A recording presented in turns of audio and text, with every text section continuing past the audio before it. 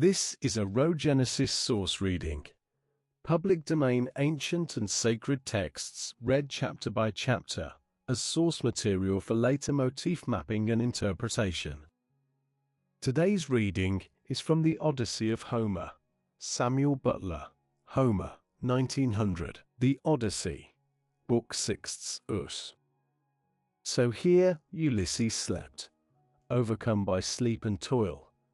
But Minerva went off to the country and city of the Phaeacians, a people who used to live in the fair town of Hyperia, near the lawless Cyclopes.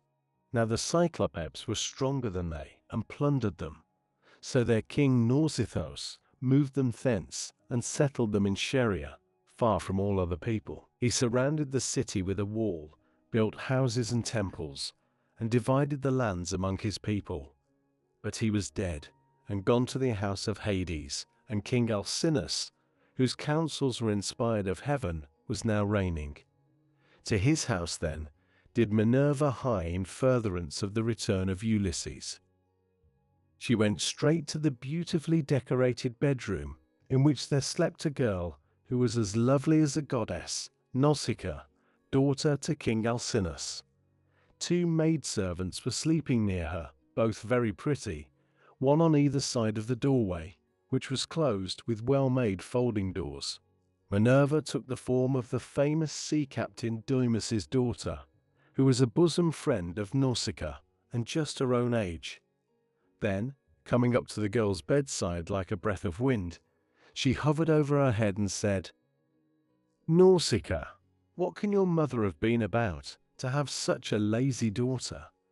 Here are your clothes all lying in disorder, yet you are going to be married almost immediately, and should not only be well dressed yourself, but should find good clothes for those who attend you. This is the way to get yourself a good name, and to make your father and mother proud of you. Suppose then that we make tomorrow a washing day, and start at daybreak. I will come and help you, so that you may have everything ready as soon as possible. For all the best young men among your own people are courting you, and you are not going to remain a maid much longer. Ask your father, therefore, to have a wagon and mules ready for us at daybreak, to take the rugs, robes, and girdles, and you can ride too, which will be much pleasanter for you than walking, for the washing cisterns are some way from the town." When she had said this, Minerva went away to Olympus, which they say is the everlasting home of the gods. Here no wind beats roughly, and neither rain nor snow can fall, but it abides in everlasting sunshine and in a great peacefulness of light, wherein the blessed gods are illumined forever and ever. This was the place to which the goddess went when she had given instructions to the girl. By and by morning came and woke Nausicaa, who began wondering about her dream. She therefore went to the other end of the house to tell her father and mother all about it, and found them in their own room. Her mother was sitting by the fireside, spinning her purple yarn with her maids around her, and she happened to catch her father just as he was going out to attend a meeting of the town council, which the Phaeacian alderman had convened. She stopped him and said, "Papa dear, could you manage to let me have a good big wagon? I want to take all our dirty clothes to the river and wash them. You are the chief man here, so it is only right that you should have a clean shirt when you attend meetings of the council. Moreover, you have 5 sons at home, 2 of them married, while the other 3 are good-looking bachelors. You know they always like to have clean linen when they go to a dance, and I have been thinking about all this." She did not say a word about her own wedding, for she did not like to, but her father knew and said, "You shall have the mules, my love, and whatever else you have a mind for. Be off with you, and the men shall get you a good strong wagon with a body to it that will hold all your clothes." On this he gave his orders to the servants, who got the wagon out, harnessed the mules and put them to, while the girl brought the clothes down from the linen room and placed them on the wagon. Her mother prepared her a basket of provisions with all sorts of good things, and a goat skin full of wine. The girl now got into the wagon, and her mother gave her also a golden cruse of oil, that she and her women might anoint themselves. Then she took the whip and reins and lashed the mules on, whereon they set off, and their hoofs clattered on the road. They pulled without flagging, and carried not only Nausicaa and her wash of clothes, but the maids also who were with her. When they reached the waterside, they went to the washing cisterns, through which there ran at all times enough pure water to wash any quantity of linen, no matter how dirty. Here they unharnessed the mules and turned them out to feed on the sweet juicy herbage that grew by the waterside. They took the clothes out of the wagon, put them in the water, and vied with one another in treading them in the pits to get the dirt out.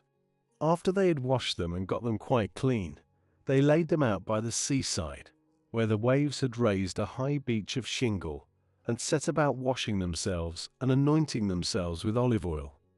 Then they got their dinner by the side of the stream, and waited for the sun to finish drying the clothes. When they had done dinner, they threw off the veils that covered their heads and began to play at ball, while Nausicaa sang for them. As the huntress Diana goes forth upon the mountains of Taygetus or Erymanthus to hunt wild boars or deer, and the wood nymphs, daughters of Aegis-bearing Jove, take their sport along with her, then is Leto proud at seeing her daughter stand a full head taller than the others, and eclipse the loveliest amid a whole bevy of beauties. Even so did the girl outshine her handmaids. When it was time for them to start home, and they were folding the clothes and putting them into the wagon, Minerva began to consider how Ulysses should wake up and see the handsome girl who was to conduct him to the city of the Phaeacians. The girl, therefore, threw a ball at one of the maids, which missed her and fell into deep water. On this they all shouted, and the noise they made woke Ulysses, who sat up in his bed of leaves and began to wonder what it might all be. "Alas," said he to himself, "what kind of people have I come amongst? Are they cruel, savage, and uncivilized, or hospitable and humane? I seem to hear the voices of young women, and they sound like those of the nymphs that haunt mountain tops, or springs of rivers and meadows of green grass. At any rate, I am among a race of men and women. Let me try if I cannot manage to get a look at them." As he said this, he crept from under his bush and broke off a bough covered with thick leaves to hide his nakedness. He looked like some lion of the wilderness that stalks about exulting in his strength and defying both wind and rain. His eyes glare as he prowls in quest of oxen, sheep, or deer, for he is famished and will dare break even into a well-fenced homestead, trying to get at the sheep. Even such did Ulysses seem to the young women, as he drew near to them all naked as he was, for he was in great want. On seeing one so unkempt and so begrimed with salt water, the others scampered off along the spits that jutted out into the sea. But the daughter of Alcinous stood firm, for Minerva put courage into her heart and took away all fear from her. She stood right in front of Ulysses, and he doubted whether he should go up to her, throw himself at her feet, and embrace her knees as a suppliant, or stay where he was and entreat her to give him some clothes and show him the way to the town. In the end, he deemed it best to entreat her from a distance in case the girl should take offense at his coming near enough to clasp her knees. So he addressed her in honeyed and persuasive language. "O Queen," he said, "I implore your aid, but tell me, are you a goddess or are you a mortal woman? If you are a goddess and dwell in heaven, I can only conjecture that you are Jove's daughter, Diana, for your face and figure resemble none but hers. If on the other hand you are a mortal and live on earth, thrice happy are your father and mother. Thrice happy, too, are your brothers and sisters. How proud and delighted they must feel when they see so fair a scion as yourself going out to a dance. Most happy, however, of all will he be whose wedding gifts have been the richest, and who takes you to his own home. I never yet saw anyone so beautiful, neither man nor woman, and am lost in admiration as I behold you." I can only compare you to a young palm tree, which I saw when I was at Delos growing near the altar of Apollo, for I was there too, with much people after me, when I was on that journey which has been the source of all my troubles. Never yet did such a young plant shoot out of the ground as that was, and I admired and wondered at it, exactly as I now admire and wonder at yourself. I dare not clasp your knees, but I am in great distress. Yesterday made the 20th day that I had been tossing about upon the sea. The winds and waves have taken me all the way from the old Gygian island, and now fate has flung me upon this coast that I may endure still further suffering. For I do not think that I have yet come to the end of it, but rather that heaven has still much evil in store for me. And now, O Queen, have pity upon me, for you are the first person I have met, and I know no one else in this country. Show me the way to your town, and let me have anything that you may have brought hither to wrap your clothes in. May heaven grant you in all things your heart's desire, husband, house, and a happy, peaceful home. For there is nothing better in this world than that man and wife should be of one mind in a house. It discomfits their enemies, makes the hearts of their friends glad, and they themselves know more about it than anyone. To this Nausicaa answered, Stranger, you appear to be a sensible, well-disposed person. There is no accounting for luck. Jove gives prosperity to rich and poor, just as he chooses. So you must take what he has seen fit to send you, and make the best of it. Now, however, that you have come to this our country, you shall not want for clothes, nor for anything else that a foreigner in distress may reasonably look for. I will show you the way to the town, and will tell you the name of our people. We are called Phaeacians, and I am daughter to Alcinous, in whom the whole power of the state is vested. Then she called her maids and said, Stay where you are, you girls. Can you not see a man without running away from him? Do you take him for a robber or a murderer? Neither he nor anyone else can come here to do us Phaeacians any harm, for we are dear to the gods, and live apart on a land's end that juts into the sounding sea, and have nothing to do with any other people. This is only some poor man who has lost his way, and we must be kind to him, for strangers and foreigners in distress are under Jove's protection, and will take what they can get and be thankful. So, girls, give the poor fellow something to eat and drink, and wash him in the stream at some place that is sheltered from the wind. On this, the maids left off running away, and began calling one another back.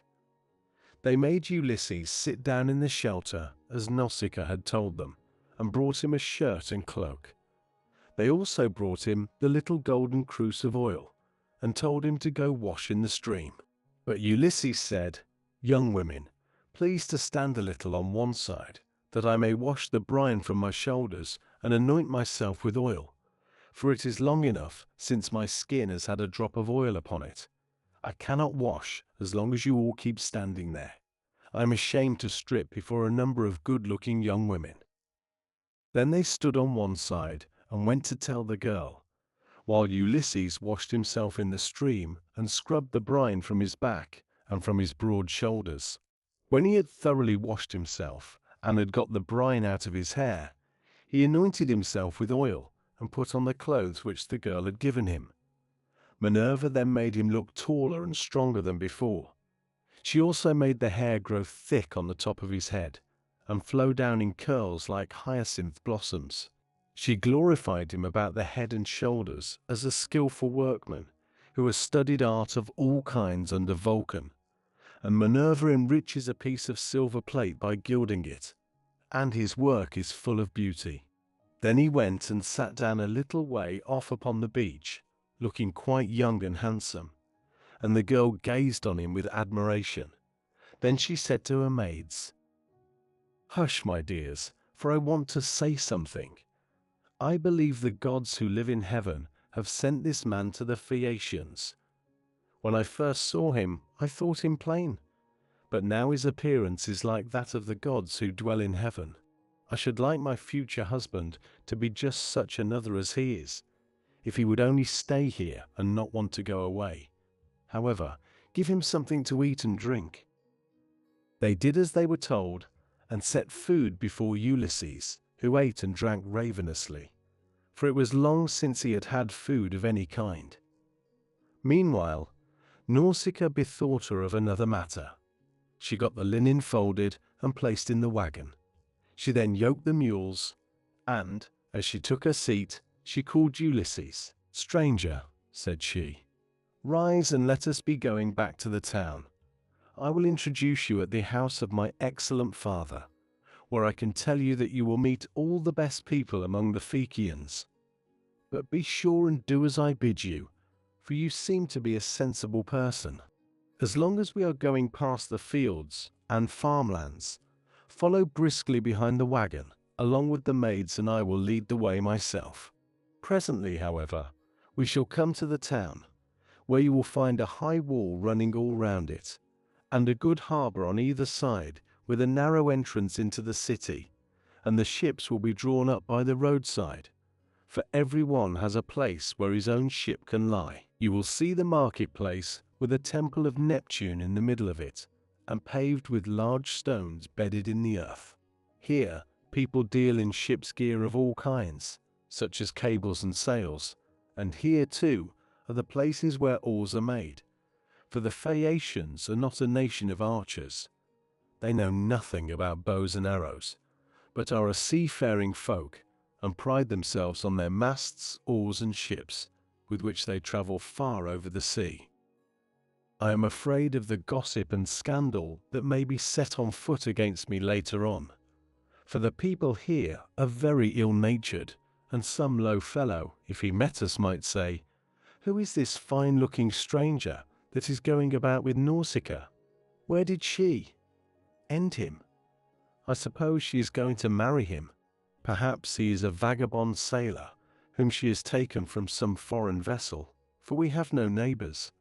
Or some god has at last come down from heaven in answer to her prayers, and she is going to live with him all the rest of her life. It would be a good thing if she would take herself off eye for shade and find a husband somewhere else, for she will not look at one of the many excellent young Phaeacians who are in with her."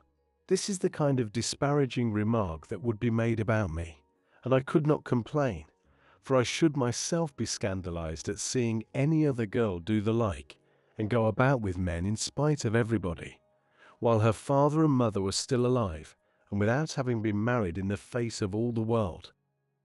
If, therefore, you want my father to give you an escort and to help you home, do as I bid you. You will see a beautiful grove of poplars by the roadside dedicated to Minerva. It has a well in it and a meadow all round it. Here my father has a field of rich garden ground, about as far from the town as a man's voice will carry. Sit down there and wait for a while, till the rest of us can get into the town and reach my father's house. Then, when you think we must have done this, come into the town and ask the way to the house of my father Alcinous. You will have no difficulty in finding it. Any child will point it out to you, for no one else in the whole town has anything like such a fine house as he has. When you have got past the gates and through the outer court, go right across the inner court till you come to my mother. You will find her sitting by the fire and spinning her purple wool by firelight. It is a fine sight to see her as she leans back against one of the bearing posts, with her maids all ranged behind her. Close to her seat stands that of my father, on which he sits and topes like an immortal god. Never mind him, but go up to my mother, and lay your hands upon her knees if you would get home quickly.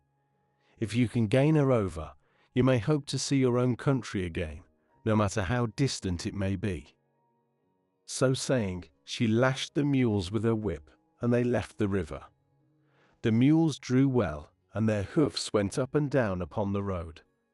She was careful not to go too fast for Ulysses and the maids, who were following on foot along with the wagon, so she plied her whip with judgment. As the sun was going down, they came to the sacred grove of Minerva, and there Ulysses sat down and prayed to the mighty daughter of Jove. "Hear me," he cried. "Daughter of aegis-bearing Jove, unweariable, hear me now, for you gave no heed to my prayers when Neptune was wrecking me. Now therefore have pity upon me, and grant that I may find friends and be hospitably received by the Phaeacians." Thus did he pray, and Minerva heard his prayer.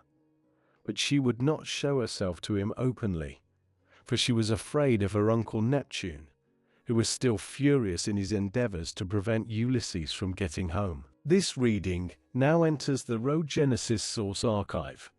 Later, we will return to it to trace its motifs, symbols, and recurring questions across other traditions. For now, the source has spoken. The source returns first. Meaning follows. Thank you for listening. If something in this reading stayed with you, a motif, a symbol, or a question, feel free to share it in the comments. And if this reading resonated, leaving a like helps signal what is worth continuing to explore. If you're interested in public domain ancient and sacred texts, you can subscribe to follow future readings, released chapter by chapter.